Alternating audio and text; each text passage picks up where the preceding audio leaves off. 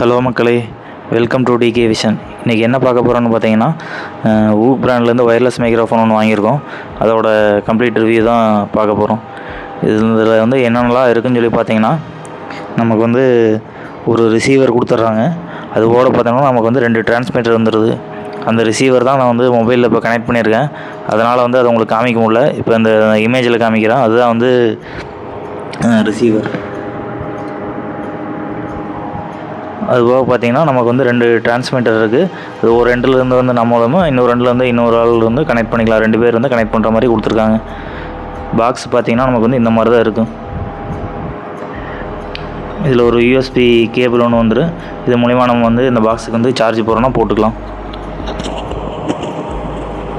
பார்த்தீங்கன்னா power button. இது வந்து பார்த்தீங்கன்னா நாய்ஸ் கேன்சலேஷன் ப்ளஸ் மியூட் 2 ஆப்ஷனுமே வந்து இந்த இதில் கொடுத்துருக்காங்க. இது வந்து பவர் பட்டன். இது வந்து ஆஃபில் இருக்குது.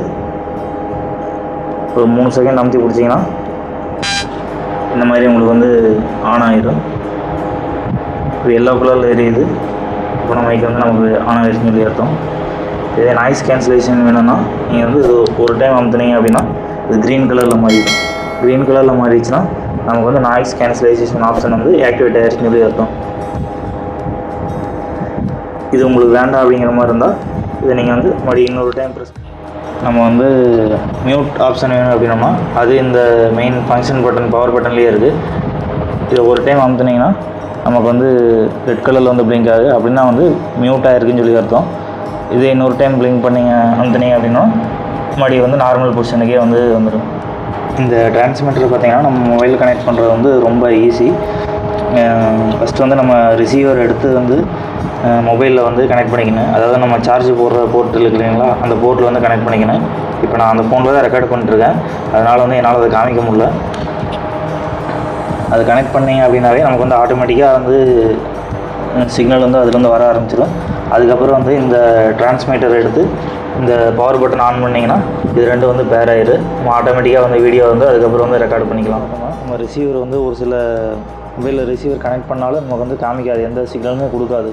அது என்ன பிரச்சனைனா நம்ம மொபைலில் வந்து ஒரு செட்டிங் அப்போ வந்து ஆன் பண்ணணும். அதாவது நம்ம செட்டிங்குள்ளே போயிட்டு அக்சஸபிலிட்டி அண்டு கன்வீனியன்ஸ் இந்த ஆப்ஷனுக்கு போனீங்கன்னா லாஸ்ட்டில் வந்து ஓடிஜி கனெக்ஷன் இதெல்லாம் வந்து வேலை செய்யாது. அந்த ஓடிஜி கனெக்ஷனை வந்து நம்ம வந்து ஆன் பண்ணோம் அப்படின்னா மட்டும்தான்